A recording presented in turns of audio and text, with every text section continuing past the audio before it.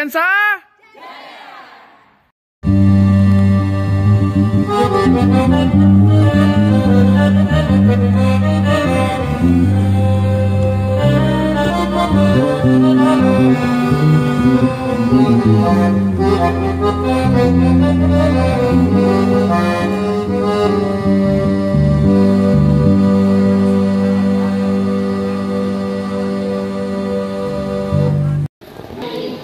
Pada pagi hari ini, sesuai dengan yang sudah kita rencanakan, kita bedah tuntas kurikulum Merdeka.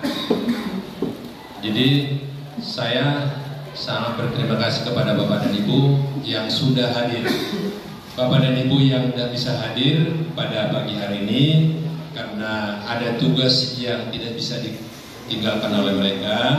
Mudah-mudahan kita nanti semuanya yang hadir ini memberi informasi dengan supaya jangan ketinggalan nantinya kurikulum yang harus kita laksanakan di kelas 7. Nah, itu Bapak dan Ibu, kita harus saling berkolaborasi. Apalagi kurikulum Merdeka ini nantinya Bapak dan Ibu, tugas-tugas anak masalah proyeknya itu kita sepakati apa proyek mereka yang harus dikerjakan. Nah, inilah perubahan-perubahan yang terjadi. Sekarang mungkin sebelum kita mulai kegiatannya, saya tanya-tanya dulu dengan Bapak Ibu. Ada Bapak Ibu yang tahu kurma? Kurma itu apa?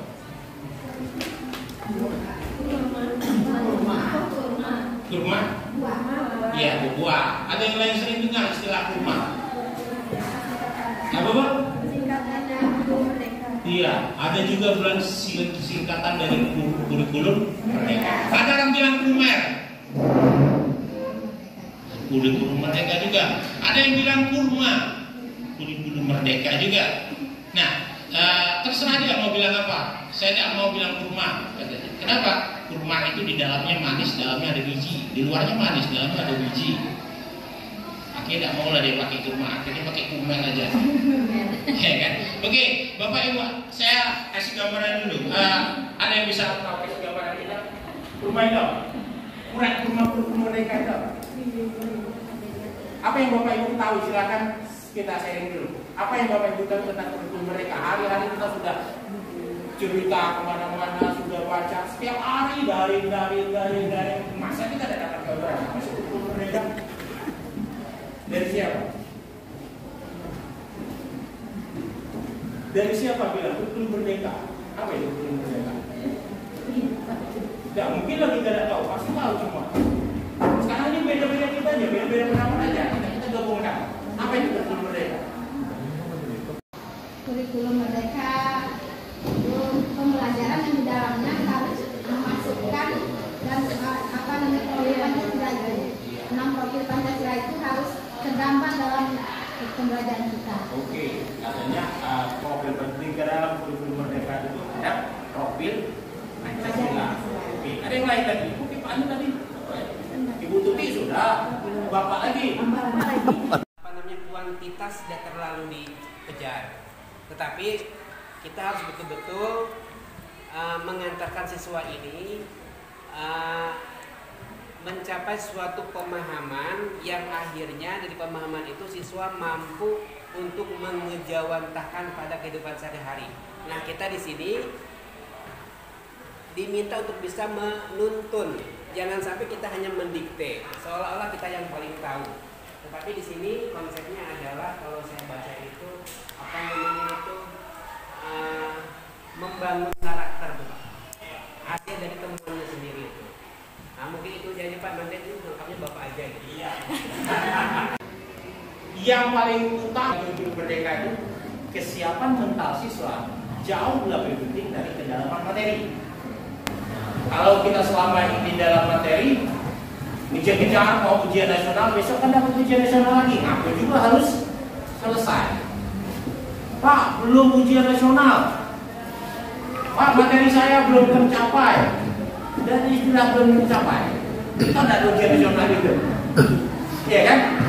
Kuncinya satu, kesiapan mental jauh lebih penting daripada kecepatan materi. Ya kan? Berarti kita bisa. Tapi mimpi pertama kali berubah ya. Berubah kan? C kan pertama sekali adalah berubah. Apa yang kita ubah? Apa yang kita ubah? Sekarang berubah, kita tidak tahu apa yang berubah. Apa yang berubah? Istilah berubah, Pak. Iya, apa yang berubah ya? Silabus dan ETT. Iya. Nomor 1, setiap berubah, saya sudah bilang tadi, saya sudah siapkan topi ketika saya berubah. Saya sudah siapkan kacamata supaya tidak ada nampaknya terus di mata saya ini. Ya, sudah tua kata orang kan, padahal memang iya. Tapi supaya tidak ini saya tutup kacamata, kita tidak nampak semua orang bahwa ada nur mata di dalamnya. Berubah. Yang paling penting adalah dalam berubah itu pertama sekali sikap. Apa? Ketika sikap kita negatif, kita akan bilang banyak yang peraturan.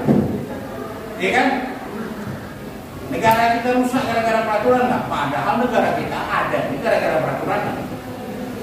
Keluarga yang rusak adalah keluarga yang tidak punya peraturan. Maka sekolah yang rusak yang tidak memiliki budaya. Budaya sekolah. Nomor 1 sekolah itu harus punya budaya. Budaya kita apa? Ketika sikap kita negatif tidak akan ikut kita aturan ini. Sekolah buat budaya, guru yang punya sikap negatif tidak akan ikut. Hanya guru yang berpikir positif lah yang mau ikut budaya sekolah. Dan sekolah itu tidak ada kalau tidak punya budaya. Rumah tangga itu tidak ada kalau tidak punya aturan. Dan negara tidak ada kalau tidak punya aturan. Tetapi kalau rakyatnya tidak terima sikap kita negatif, maka tidak akan maju. Ada beberapa materi yang masukkan dalam kurikulum merdeka. Beda. Kalau bilang sama baik, kalau lama apa dibilang? Kurikulum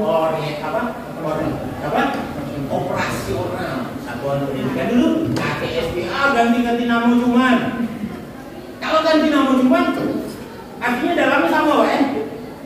Dalamnya sama dah. Jelas beda. Kalau beda makanya digantinya supaya orang jangan salah copy paste, jangan itu copy paste. Oh ini sama KTSP. Tidak tahu ini bukan KTSP, KOSP. Berarti beda. Yang kedua. Tapi sebelum masuk saya coba untuk merangkum sedikit dari yang telah dipaparkan oleh Pak Nurdin. Di bagian sebelum masuk ke Merdeka Belajar, Ibu, di kurikulum 2013 atau kita sebutkan 13, untuk yang kegiatan 4 ini, budaya sekolah, intrakurikuler, ekstrakurikuler itu sebenarnya hampir mirip, terutama di bagian budaya dengan ekstra karena kita udah berbasis kontekstual. Nah, namun perbedaannya adalah di kurikulum Merdeka Belajar itu di bagian intrakurikuler dan penguatan profil pelajar Pancasila, di situ ada penambahan. Yang mana kalau di kurikulum 2013 untuk penguatan karakter peserta ini itu biasanya dalam bentuk sisipan materi.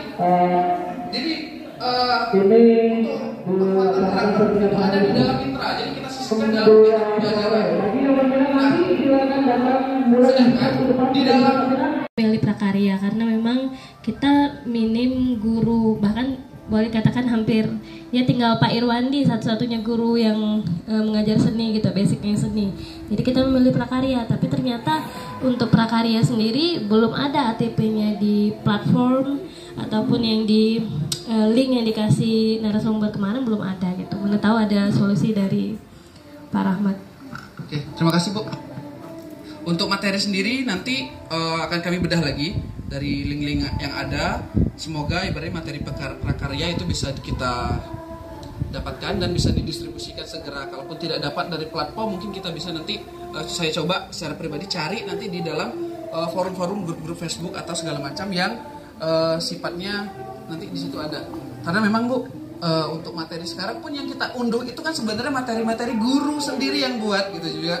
Jadi bukan seluruhnya pemerintah yang buat, tapi guru yang telah melalui pelatihan sebelumnya, mungkin mengikuti guru penggerak atau di bagian sekolah penggerak. Nah, dan itu hasil karya mereka, jadi itu yang kita adopsi gitu kan Bu ya. Nah, mungkin kalau belum semua, insya Allah nanti saya coba cari Bu. Terima kasih.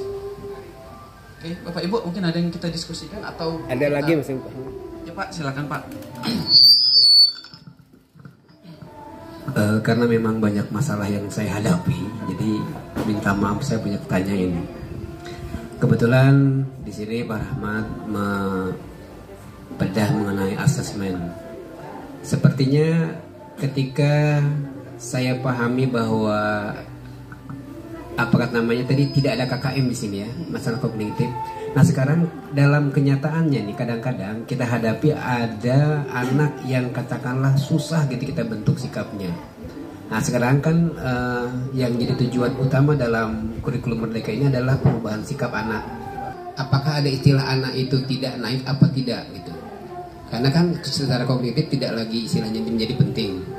Nah, andai kata dalam kita memproses anak itu sikapnya itu dalam kenyataannya susah berubah, itu bagaimana langkah yang harus kita lakukan? Apakah anak ini kita tinggalkan di kelas itu tidak naik dan kawan-kawannya atau bagaimana? Nah, terima kasih Pak. Terima kasih Pak atas pertanyaannya. Baiklah, untuk penilaian sikap nanti itu ada tersendiri di bagian asesmen. Untuk penilaian, tapi karena udah ditanya saya spill sekarang aja. Jadi untuk penilaian itu modelnya sekarang ada dua ya Pak ya. Ada kuantitatif yang sifatnya berupa angka yang mirip-mirip dengan K13 kemarin, dan sifatnya yang kedua penilaian itu kualitatif yang dia berupa data, berupa rubrik, berupa deskripsi atau berupa interval, yang mana di dalamnya nanti ada checklist. Selama checklistnya itu misalkan kita ada 4 atau 5 poin yang kita bahas dalam checklist itu, nah dan di dalam checklist itu ternyata lebih banyak tercapainya atau kita centang-centangnya cukup lebih banyak daripada yang dia tidak memadai, mencukupi, maka itu bisa kita katakan tuntas. Nah jika misalkan ada hal-hal dalam penilaian juga Pak, kemarin ada teman nanya, dia guru di Jambi, Mat katanya, ini kayak mana ya caranya, kan sekarang udah ada KKM, terus gimana kita nentuin ketuntasan anak itu katanya kan.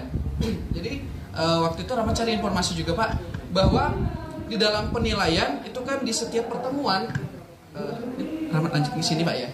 Nah, di dalam pelaksanaan itu kan kita perencanaan dulu. Dalam perencanaan itu ada tujuan, langkah-langkah, dan asesmen pembelajaran. Nah, jadi di sini di dalam asesmen itu ada dua yang bisa kita lakukan dalam pembelajaran dalam satu unit. Yang pertama namanya diagnostik, yang kedua formatif. Untuk diagnostik kita lakukan ya seperti mencari tahu permasalahan anak itu apa terlebih dahulu. Nah selanjutnya di formatif itu kita melakukan penilaian terhadap apa yang ketercapaian yang saat itu juga. Jadi kalau misalkan saat itu tidak tercapai, boleh kita ulangi kembali. Yang penting tadi poin-poinnya tadi lebih banyak tercapainya daripada tidaknya. Nanti untuk yang poin lebih detailnya, checklistnya yang mana, itu nanti akan dibahas di bagian asesmen, gitu Pak. Jadi untuk kalau naik kelas atau tidak naik kelas itu sebenarnya hak prerogatif guru, asalkan yang sesuai ketentuan. Kan ada 3 guru yang mengangkat itu dalam rapat, itu baru bisa. Tetapi perlu kita sadari bahwa pemerintah telah menggaji kita sebagai guru itu melalui dana dapodik itu 1.100.000 atau 1.200.000 ya Bu ya, per siswa, yang mana kalau ternyata kita gagal sebenarnya itu merugikan negara juga dari secara finansial, maka harus mereka dapat lagi gitu. Mengapa tidak? Ya mungkin siapa tahu anak itu berubahnya nggak saat ini, mungkin di waktu yang akan datang dia berubah gitu. Jadi kita tidak bisa tentukan bahwa anak ini adalah dicap gagal saat itu, bisa jadi tahun berikutnya dia bisa berubah gitu Pak. Ayo Pak. Tidak ada istilah, kita tidak ada lagi kelas 7, kelas 8, kelas 9, tapi ada fase D. Sepanjang dia masih dalam fase, berarti dia terus bahkan dikatakan di sini tidak naik itu sedikit kurang tepat untuk mengatakan istilah tidak naik fase ada. Ya, bukan tidak naik kelas. Kelasnya tidak ada lagi, kita hilangkan jadi fase. Berarti tadi disampaikan oleh Rahmat, ketika dia di fase di kelas 7, di tahun 7 itu tidak selesai, kita selesaikan di 8. Ketika dia selesai di 8, kita selesaikan di 9. Atau Kita ambil saja di sini, misalnya anak-anak itu disuruh buat misalnya Bapak kita buat satu makanan kan, yang kita ambil mudah. Saya contohkan dengan Bapak tadi goreng pisang. Ya batas goreng pisang biasa aja. Selesailah goreng pisang tuh, di CP-nya goreng pisang. Selesailah goreng pisang tuh. Nggak usah buat goreng pisang crispy, nggak usah banyak-banyak nian. Artinya tuh kedalaman tuh tidak penting. Ya, yang penting adalah CP tercapai. Selesai goreng pisang bisa. Tapi rupanya kayak goreng pisang biasa langsung pakai tepung, tidak pakai tepung, tapi tetaplah goreng pisang namanya. Ya kan? Artinya usahakan tidak ada istilah tinggal plus, tapi fase. Kalau fase saya kasih 3 kerja kita. Dan bisa kata Rahmat tadi diulang di fase Berikutnya. tertinggal di fase C, di level 7 masuk level 8, masuk level 9. Anak itu tidak ada istilah tinggal fase. Tinggal fase di SD. Ya, jadi kita ngajar anak ini bukan SMP kelas 7, tapi dia di fase D. Itulah untuk fase itu, untuk menyatakan bahwa itu tuh satu link loh. Tidak mungkin gara-gara sikap pelajaran jadi berhenti. Anak itu tidak naik kan gitu kan. Dia sudah selesai fase yang lain. Di matematika selesai, di bahasa Indonesia selesai. Cuman di IPA, ya di IPA dia remedialnya. Ya kan? Atau diikutinya di fase berikutnya. Artinya di situ untuk tinggal kelas tuh sama dengan orang cerai lah. Atau ustaz tuh cerai itu tidak disukai ya. Tapi tetap legal. Boleh lah cerai itu, tapi kalau bercerai itu kalau bisa tidak usah dibenci gitu ya. Tapi ada juga orang cerai. Benci-benci tapi cerai juga orang kan.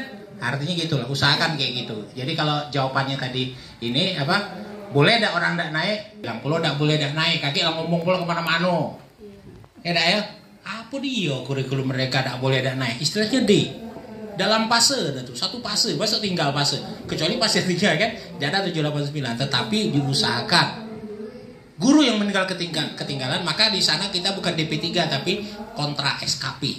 Kita kontrak 30 anak, selesaikanlah 32 anak tuh. Berarti kita tidak menyelesaikan kontrak kita, bukan anak itu kontrak sementara kita kontrak. SKP anak itu kita kontrak ya. Anak itu kita kontrak 32, selesaikan tuh tugas kita. Bukan anak itu yang bodoh. Saya pernah kasih sampel bahwa saya pernah lihat satu orang anak belajar di Bandung, memang betul-betul satu orang. Saya tanya, ngapa satu orang Pak? Dia kemarin sakit.